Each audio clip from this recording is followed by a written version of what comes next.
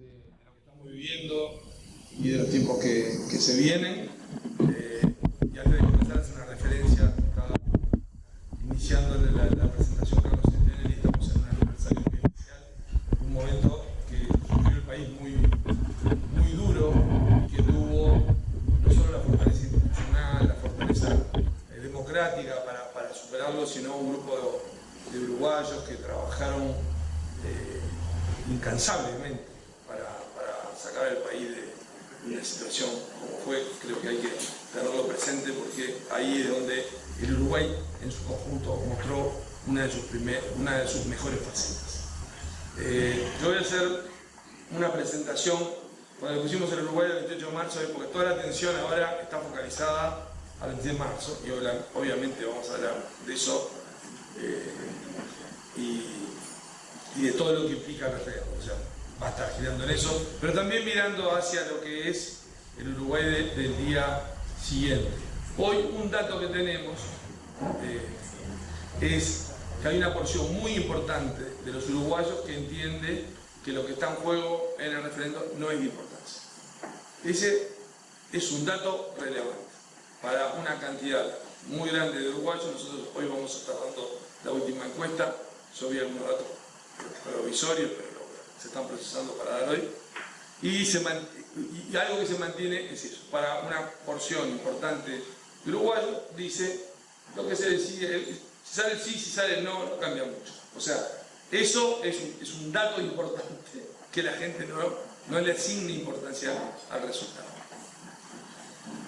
Yo voy a comenzar con algo que me parece que es muy importante, de lo cual todavía no sabemos cuáles son los efectos que tiene en la sociedad. Algunos los podemos percibir, pero me parece que no podíamos eludir, antes de entrar en el tema político, ver esto. Esto es la pandemia en Uruguay, viendo la cantidad de personas que cursan la enfermedad desde aquellos primeros 4 casos que se conocieron. Y cuando vemos este final de acá del año, los uruguayos decían, ya pasó, ya pasó. Sin embargo, vemos que ya pasó, era previo al llegar el pico de personas que estaban cursando la enfermedad. Sin embargo, ese pico se dio con una población que había recibido las vacunas en tiempo y forma y no se vio como grave. O sea, hoy también vamos a dar una encuesta a 2 años de la pandemia de cómo los uruguayos perciben que fue el tratamiento de la pandemia, desde el gobierno a la sociedad. Pero esto es un dato importante. Esto es el pico que tuvimos y las personas viéndolo en el año, la evolución de los que estaban cursando la enfermedad. Acá tenemos el tema de los nuevos casos diarios, que llegamos a un pico también este año y que eso se ha acotado notoriamente. La cantidad de pacientes COVID en CTI fue uno de los grandes desafíos del país, si se desbordaba o no se desbordaba, si se podía atender o no se podía atender. La capacidad de las unidades de tratamiento intensivo siempre respondieron y este año hubo otro repunte y ahora están nuevamente en baja. La cantidad de fallecidos es el saldo duro que deja, y acá hay muchas familias afectadas, acá hay muchas historias humanas detrás de esto, más allá del buen desempeño que tuvo Uruguay para el tratamiento de la pandemia, donde también, como vemos en estos últimos tiempos, ha descendido.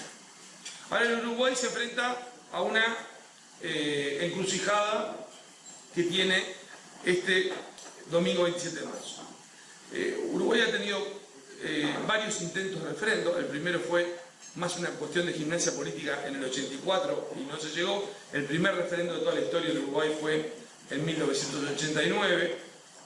Y ese año es uno de los años más importantes de la historia política de Uruguay, porque además coincidió el primer referéndum de la historia con el plebiscito de mayor respaldo popular de toda la historia. El plebiscito fue simultáneo a las elecciones, el referéndum fue en abril sobre la ley de caducidad, la especie de amnistía a militares por hechos de la dictadura. El tema es que el Uruguay queda con 2 opciones, frente a 2 opciones. Sobre esto, lo que vamos a ver ahora es que la decisión del voto tiene distintas dimensiones. Luis Eduardo González lo hablaba cuando hablaba de elecciones de presidente, de legisladores. Esas tres dimensiones son una de largo plazo, una de mediano plazo y una de corto plazo.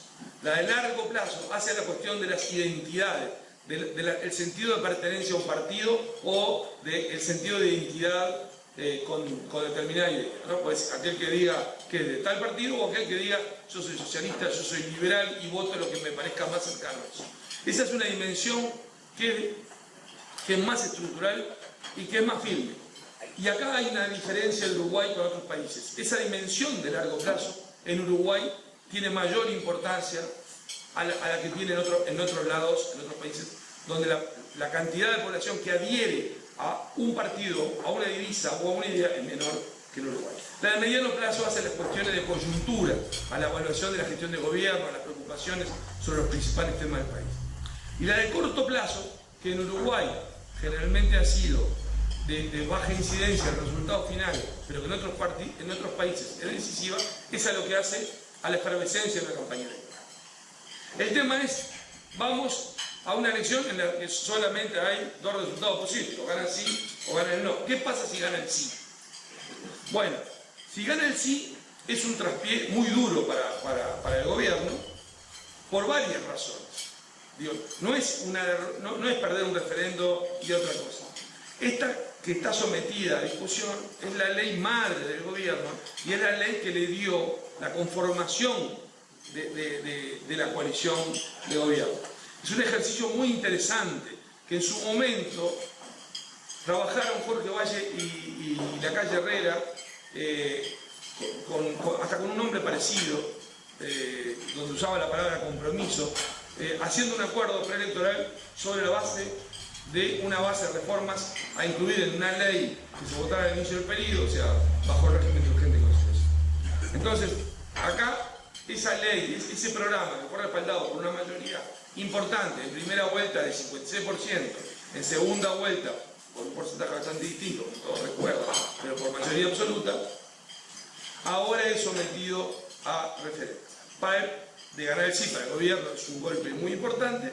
Esto no marca ningún resultado anticipado para la próxima elección, pero de ganar el sí, la izquierda, que viene de hacer un duelo muy duro por la derrota del 2019, que no la tenía en sus cálculos y nunca la vio venir, obviamente sería un impulso muy fuerte. No asegura nada, pero el gobierno lo obliga a reposicionarse, a replantearse un montón de cosas. Ya vimos un ejemplo de esto en el año 92, y el presidente Lacalle asumió el golpe, preparó un plan y se repuso mejor de lo que se pensaba, pero es un golpe sin duda. ¿Qué pasa si gana el no? Bueno, hoy la izquierda que promueve el sí va a trabajar mucho seguramente estos días diciendo el tema del referendo no es lo que está en juego en la ley, sino lo que viene después. Porque si viene después el gobierno pisa el acelerador y sigue de largo. Si gana el no, para el gobierno es un espaldarazo importante, es muy importante. Habrá que ver siempre los porcentajes, pero lo cual no quiere decir que todo lo que sean reformas se venga como un aluvión, porque todo eso requiere acuerdos políticos. El presidente tiene un plan importante, tiene un plan de obras, tiene un plan de reformas, tiene la reforma de la seguridad social que está en proceso de redacción y que el gobierno va a enviar este año, seguramente no demasiado pronto, pero no por una decisión política, sino por el tiempo que lleva el trabajo del articulado. Pero todo eso va a requerir acuerdos que no son fáciles. Hasta ahora, la coalición de gobierno ha demostrado ser fundamentalmente eficiente en la mayoría de los casos, con algunos problemas que se han visto en algunos temas que son sensibles y que hacen el clima de negocio, como el tema forestal, algunos temas que están en Cámara de Diputados sobre el sistema financiero y algunos otros. O sea, el presidente ha tenido que negociar, cuando ve, por ejemplo, hasta el presupuesto, salieron todas las principales leyes, terminó tanto el 2020 como el 2021 con un episodio amargo, una votación de la coalición dividida, pero el espaldarazo del gobierno le va a permitir seguir en el camino de lo que está haciendo, reforzar la imagen del presidente, lo cual no quiere decir que estemos prontos para ver un aluvión de reformas y un gran acelerador. Y lo importante es que el 28 de marzo, cuando miramos, en los días previos, en la semana previa a la votación, se va a conocer el dato de Producto Interno Bruto de final de año. Ese va a ser un dato positivo. Yo acá lo que mostré es en dimensión larga para ver. Uruguay vivió de la primavera del 98 hasta el 2003, la recesión más larga de su historia. Por lo menos desde la Guerra Grande para acá. O sea que, la recesión más larga. Todo el mundo habla de la crisis del 2002, pero el tema es que la crisis del 2002 se produce casi al final de ese periodo recesivo, que fue en cantidad de tiempo el más largo. Después de eso, a partir de finales de 2003, pero fundamentalmente en 2004, vino el periodo de crecimiento más largo y alto, fuerte en porcentaje, también de la historia, que no siguió los 15 años de gobierno al frente, sino que llegó hasta el 2014 y el 2015 es un punto de quiebre. Y lo que vemos es que la economía se estancó en el 2015, más allá de algún leve crecimiento. Comenzó en recesión en el mismo año de la elección, en el 2019, y luego tuvo una baja fuerte en la pandemia. Entonces ahora todo lo que vemos es qué buenos datos de la economía, qué bien para la gente, cómo influye esto, la recuperación rápida. Pero la recuperación rápida es volver a un lugar en el cual Uruguay estaba estancado. O sea, para que la gente lo sienta, o sea, el efecto en la gente es muy duro. Lo vamos a ver con algún otro indicador, como el empleo. El empleo, también casualmente, no casualmente, sino coincidentemente, el empleo llega a su mejor punto en el 2014 y luego comienza a bajar. Yo no sé si puse el desempleo, creo que el desempleo no lo puse, pero el desempleo, la mejor tasa de desempleo fue agosto del 2012. O sea, el Uruguay tuvo una buena época, pero en el 2013 la inversión privada empieza a bajar. Eso afectó el crecimiento, afectó el empleo y afectó la vida de los uruguayos. Por lo tanto, una mejora de ahora no es una mejora a volver a un momento estupendo, sino a un momento que no era bueno. Acá lo vemos, se habla mucho del salario real. A mí me gustó poner acá el dato de ingreso, el poder adquisitivo de los hogares, porque esto no incluye solo salario, comprende salario, comprende jubilaciones, pero en Uruguay hay una gran cantidad de gente, cuentapropistas, pequeños comerciantes, aparte, que trabajan en forma unipersonal o monotributistas, etc. Acá lo que vemos es que el crecimiento del ingreso, del poder adquisitivo del ingreso fue hasta el 2015. Luego se estanca y empieza a bajar, y baja en los 2 últimos años del gobierno del Frente Amplio. O sea, en los 2 últimos años del gobierno del Frente Amplio hay una pérdida del poder de compra de los uruguayos. Así llegan a la elección. Eso se profundiza en 2020 con la pandemia, y ahora mejora, pero de vuelta, ¿mejora a qué nivel? Sí, cuando vemos mejorar, uno dice, la economía está mejorando. ¿Es cierto? Es cierto. Para que la gente lo sienta y lo perciba, y bueno, evidentemente estamos con esa situación dada. Lo mismo pasa con la pobreza bajó, y acá hay un tema que sí me parece importante. La pobreza bajó cuando, lo estamos hablando medido como se mide, como se compara internacionalmente, por nivel de ingresos, ¿no? Yo hice un trabajo, en CEDES se hizo un trabajo en el cual yo participé sobre tomar las estadísticas de pobreza y comparar las personas que estaban bajo la línea de pobreza con los que estaban por encima, pero con un ingreso mayor de 5, 10, 15%. Y ahí, en el último año del gobierno del Frente, que la pobreza era de 300.000 personas, se identificaban que había 200.000 personas que vivían en las mismas condiciones que los que eran pobres. No eran pobres porque estaban por encima de la línea de pobreza, pero vivían en la serie de condiciones, tomando los microdatos, las cuestas varias, igual. O sea, acá lo que hay una pobreza que nosotros vemos, que tiene vaivenes según crecimiento o recesión económica, pero hay otra pobreza más dura que se da en condiciones, que puede mejorar en ingresos, pero que no mejora sustancialmente en las condiciones de vida. Ese es un problema que se empezó a hacer fuerte en esos años y que está vinculado a educación, empleo. O sea, que no es solo a un tema de la variación del ingreso. El ingreso, según como venga, lo puede hacer quedar por arriba o por abajo de la línea, pero más o menos bien. Cuando uno ve en indigencia también pasó lo mismo. La mejora ya se había frenado y ya había subido en el 2019, en el 2020 sube más, ahora baja, estamos esperando, también ahora en marzo se van a conocer los datos cerrados del 2021, que va a mostrar una mejora, pero de vuelta, una mejora respecto a qué. O sea, esto ya había cambiado. O sea, hay un cambio en el 2015 en varios indicadores, un punto de quiebre en aquel año, los indicadores económicos, sociales y políticos. Ahora vamos a los partidos. ¿Qué es lo que tiene Uruguay? Uruguay tiene un diferencial con todos los partidos con los demás países de América Latina, que es que Uruguay tiene partidos políticos tradicionales. Cuando digo tradicionales no estoy hablando de los blancos y colorados. De las tres fuerzas principales de la política son partidos tradicionales porque es lo que, la tradición es lo que se transmite. Uno diría, mirando algunas mediciones, encuestas de los últimos años, quizás el más tradicional fue el Frente Amplio. El tradicional es los hijos de una familia de X partido, de qué partido son, cómo se transmite eso.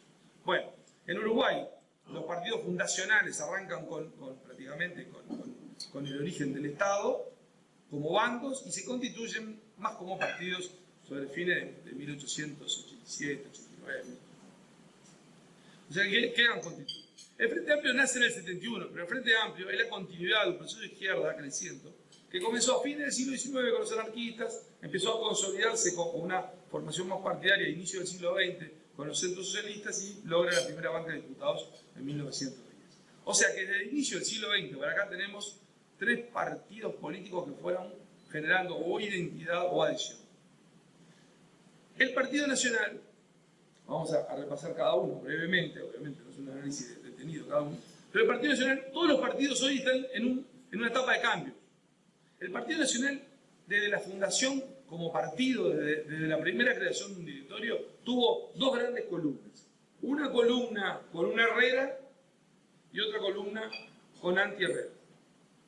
El primer directorio es presidido por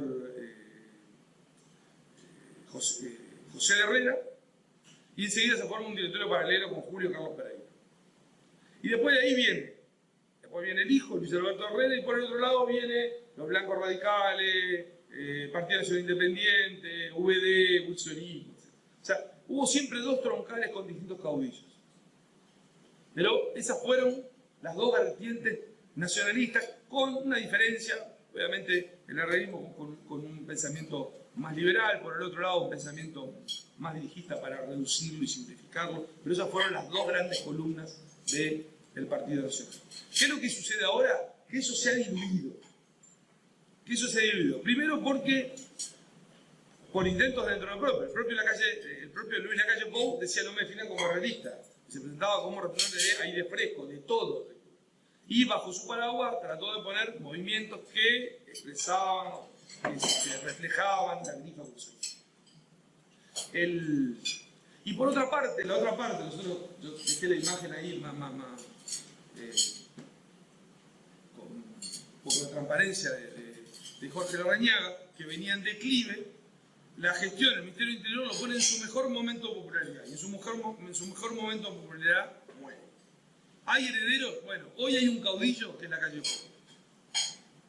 En el espacio de él no aparecen otros caudillos, aparecen muchos dirigentes.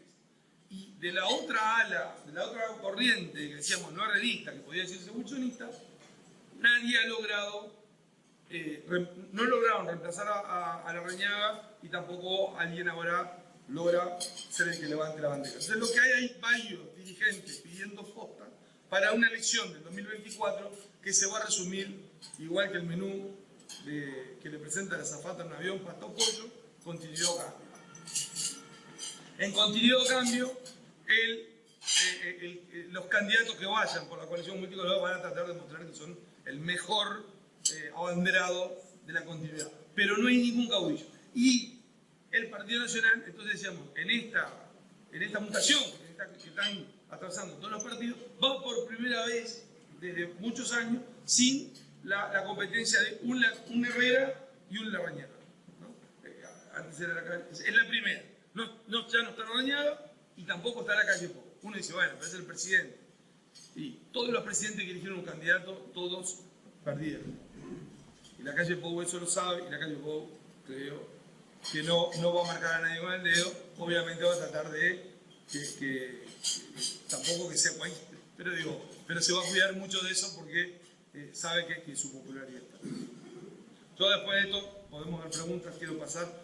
Partido Colorado es el partido que gobernó más tiempo, pero es un partido que obviamente fue el que sufrió más el proceso de cambio del sistema partido. ¿Por qué? Porque nosotros veníamos de un sistema bipartidista, pasamos a un cambio en el cual una única elección en toda la historia, la de 1994, dio tercios. tercios, una elección en tercios, un tercio para el Partido Colorado, un tercio un poco mayor para el Partido Colorado que ganó la elección, un tercio un poquito menor para el Partido Nacional o Blanco y un tercio un poquitito menor para el Frente Amplio. Esa fue la última elección del sistema viejo y a partir de ahí se pasó a bandera. ¿Y qué es lo que pasó? Que el sistema quedó con dos bloques. Un bloque que es la coalición de izquierda y un bloque que es la coalición o alianza política, coincidencia política de los partidos fundacionales más algunos otros. El Partido Colorado tiene un líder fuerte que tiene 86 años, que ya no está en carrera. La duda es si Pedro Bordaberry vuelve o no vuelve. Adrián Peña quedó al frente ante la huida de Talvi. Queda Adrián Peña como el referente de Ciudadanos, pero digo, no quiere decir que eso consolide un liderazgo. Andrés Ojeda, hay dirigentes colorados que yo lo puse en la placa esta porque en un relevamiento que hice con dirigentes políticos, dirigentes colorados me dijeron una cosa en referencia a mi trabajo de televisión. O sea, los colorados no nos llevan a los canales, los colorados no. El único que tiene suerte es Ojeda porque como abogado y como sabe meterse en los medios y es mediático.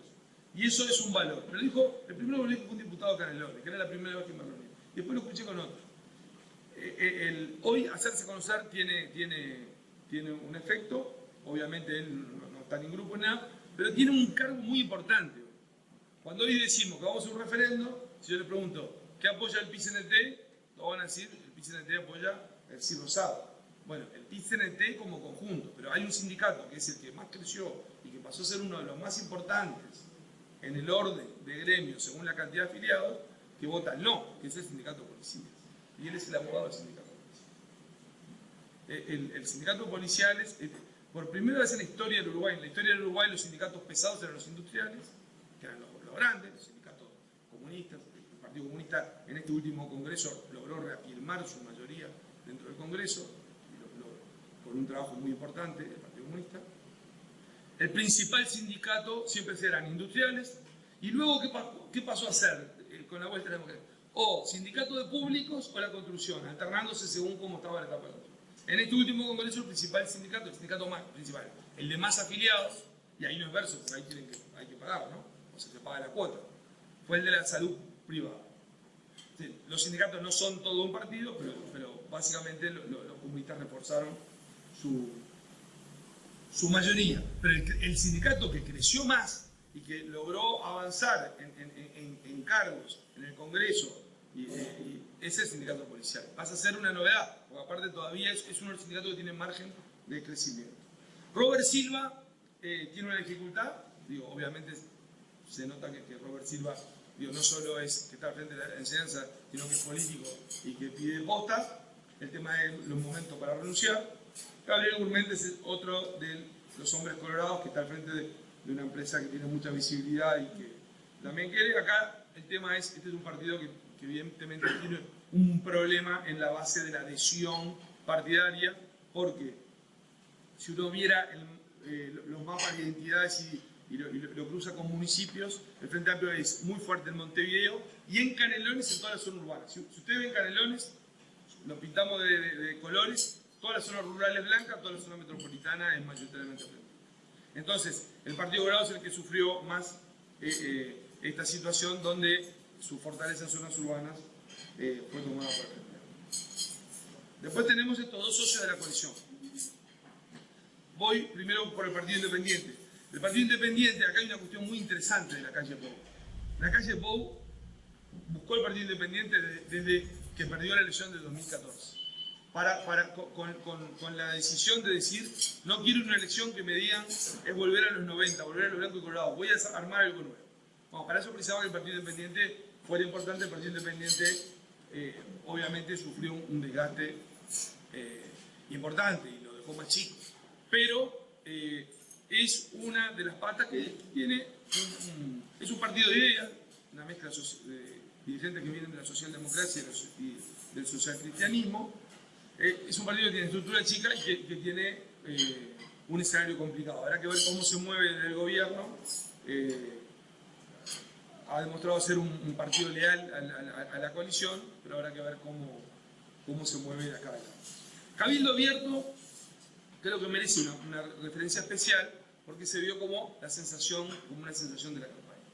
En Uruguay nunca pasó que un partido tuviera un resultado de este tipo. Eso lleva a que Manini Ríos y Cabildo Abierto digan, bueno, la gente nos votó, o mirá, le sacamos votos a Mujica. Yo lo estudié mucho, eso creo que dudoso, hay algunos politólogos que adhieren, yo creo que no, creo que de vuelta ahí la decisión era entre continuidad y cambio. O sea, la gente no era, me gusta Mujica, me gusta Manini, sino entre continuidad y cambio, me inclino por cambio, y al elegir cambio, quiero votar a alguien que refleje ese cambio. Manini encontró el eslogan perfecto, se acabó el recreo. Mientras Talvi expulsaba a Pedro Bordaberry o, por ejemplo, yo veo, yo les escribí eso, de querer reemplazar la justicia en las redes sociales. Y en la justicia, yo lo vengo diciendo hace mucho tiempo con amigos, ¿no? Cuando nos reunimos en los chicos. ¿Cuál de ustedes, los hijos de ustedes, qué estudian? Los que estudian Derecho, ¿cuál va a ser la carrera judicial? ¿Quién sigue la carrera judicial? Nunca encuentro a nadie que siga la carrera judicial. Y yo leo sentencias, y lo que vengo viendo, por parte de algunos magistrados, amigos, venían diciendo, che, mirate esta sentencia, qué mal estructurada. Lo primero era mal estructurada, después mal escrita, y después falta ortografía. Entonces, nosotros tenemos ahí un tema que es en jueces, en fiscales, cuando los fiscales han pasado a tener más poder, como en docencia. O sea, yo le enviaba a una amiga, una de las mejores periodistas del Uruguay, que es corresponsal en Casablanca, Lina Dieste, le enviaba una foto de una página de un libro de 6º año de un colegio, de uno de los mejores colegios privados. Y cuando le mostré, sin decirle dónde era, me dice, pero esta barbaridad de la nación. A Lina Dieste se horrorizaba, y me dice, esto no puede ser, ¿pero quién permite esto? Esto de tal colegio. Me dice, mandame la tapa de... Y le mando la tapa y me dice, pero la autora es fulana de tal que es la directora, no puedo creerlo. Bueno, eso es un... Los números de deterioro de educación los tenemos explicados por varios motivos. El deterioro que puede haber. Entonces, en las redes creo que hay un problema, por un lado, con el tema de querer condenar en redes y presionar. Cuando se habla de presionar al juez, ahora que se hablaba del ministro del Interior que fue presente en un juicio, la presión de redes es fuerte. Y eso es un nuevo escenario, el cual creo que nos cuesta entenderlo. Porque hay mucha gente que lo estudia, pero con un fenómeno tan nuevo. Yo a veces veo estudios que no me lo que sí vemos es que hoy el fenómeno de redes, porque hay que ver qué tipo de redes, porque también se va cambiando el centro de interés de una red a otra, no estamos viendo el resultado de intención de voto, porque ese grupo no quiere hablar, o sea, no le interesa el tema ese. Entonces, que le digan un color o que le digan esto, lo que sí creo que hoy lo hablaba con otro amigo, también compartiendo análisis, que Esteban Valenti, el tema es que no está solo como asesor, sino que opina, grita, y cosas, es el único, es en el frente el que entendió más el camino por el cual debía ir la campaña para el sí, que es, no puedo ir al nivel de seguridad privada, porque en seguridad, si voy a discutir si la pena es más grande, la gente quiere penas más grandes, o sea, eso está demostrado. No voy a discutir de tal cosa que no se entiende, sino voy a discutir de, mirá lo que se viene, si gana el no, el gobierno va a saber lo que va a hacer y te va a hacer jubilar más viejo y todo. Ese riesgo de lo que puede venir después es el que puede mover. O sea, y el tema de la reforma jubilatoria está presente, por el hecho de decir, te van a hacer jubilar más tarde. El gobierno no puede decir, no vamos a hacer eso. Obviamente, la reforma es para eso. Entonces, ¿qué papel puedan tener? Hasta ahora no parece haber tenido mucho.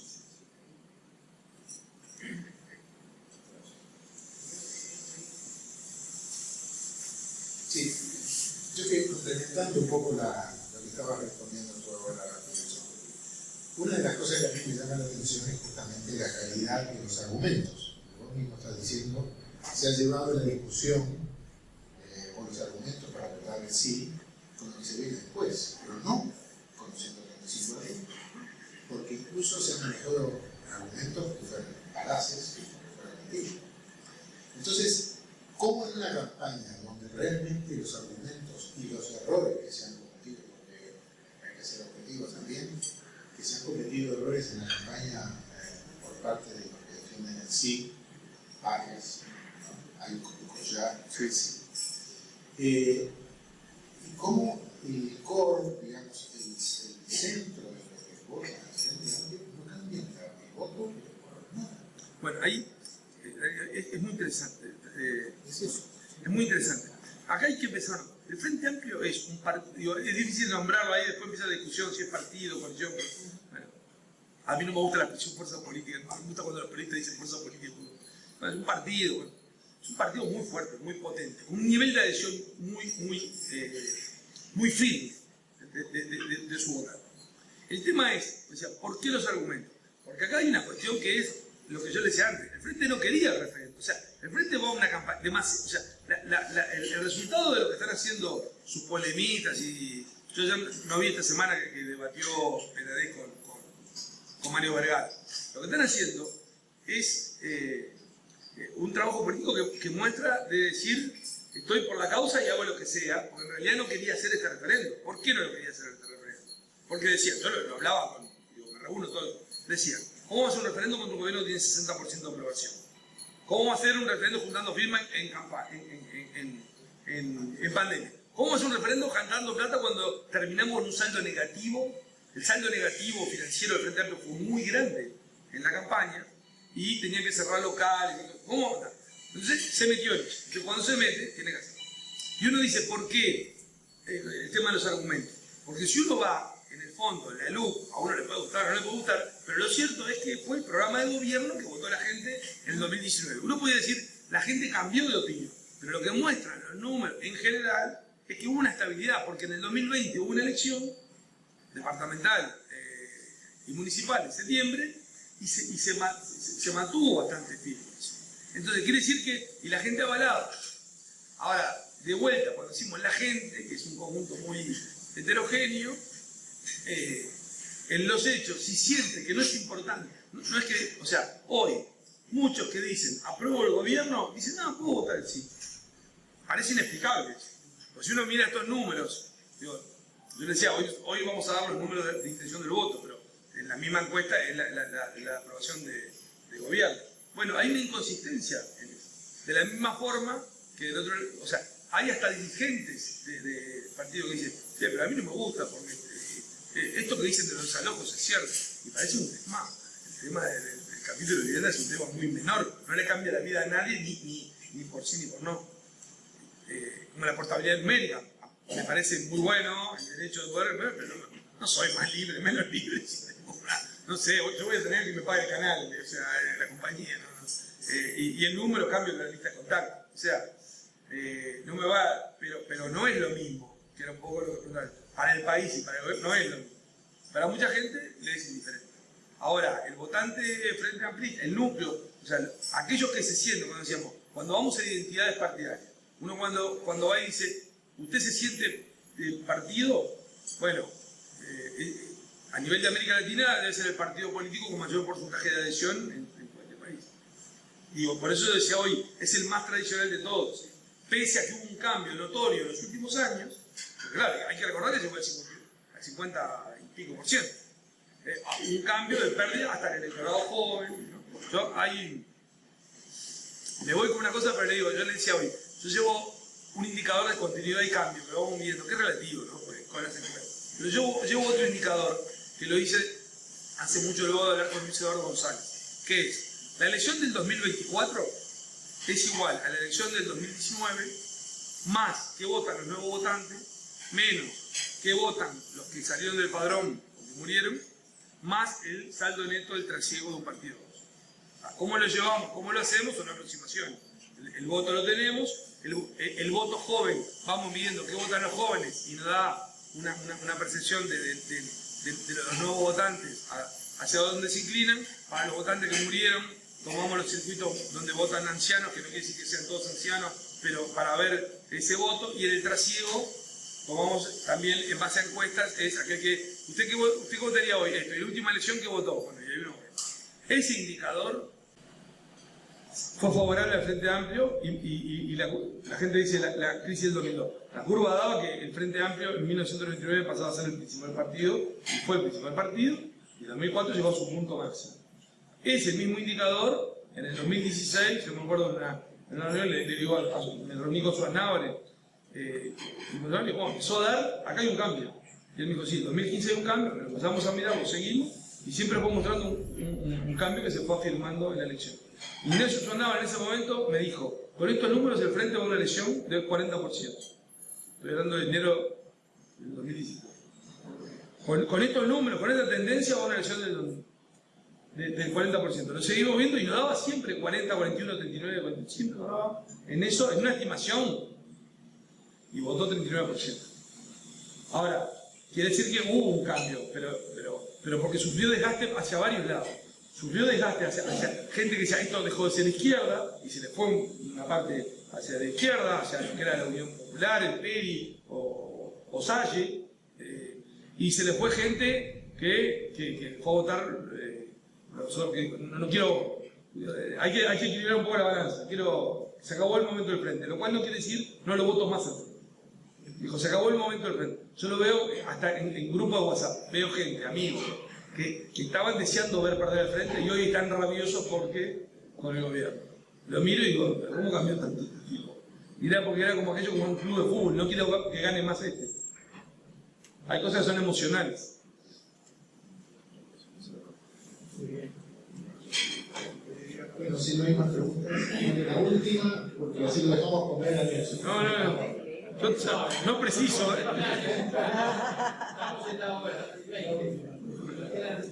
Nelson, te pide que sea cortita. Aprovechando tu sapiencia, tu conocimiento, tu poder de análisis, yo veo que el 28 de marzo es como tú decís todo eso, pero hay algo que está por encima de todo. Anoche estuve leyendo artículos de militares norteamericanos retirados y rusos que dicen la segura guerra nuclear. Entonces la pregunta es, ¿cómo la guerra nuclear puede afectar a nuestro comercio exterior? A mí me tiene muy preocupado eso. Bueno, la situación ya está afectando mucho, ¿no? O sea, pensar en un escenario más riesgoso ni lo quiero imaginar. Pero el tema de la guerra, hoy, el impacto que ha tenido, que ha sido una decisión difícil. El gobierno, cuando vimos la gráfica, o sea, el escenario ese ni lo quiero imaginar, ¿no? Pero cuando vimos esto, para terminar, fíjense en esto. Presten atención a esta idea.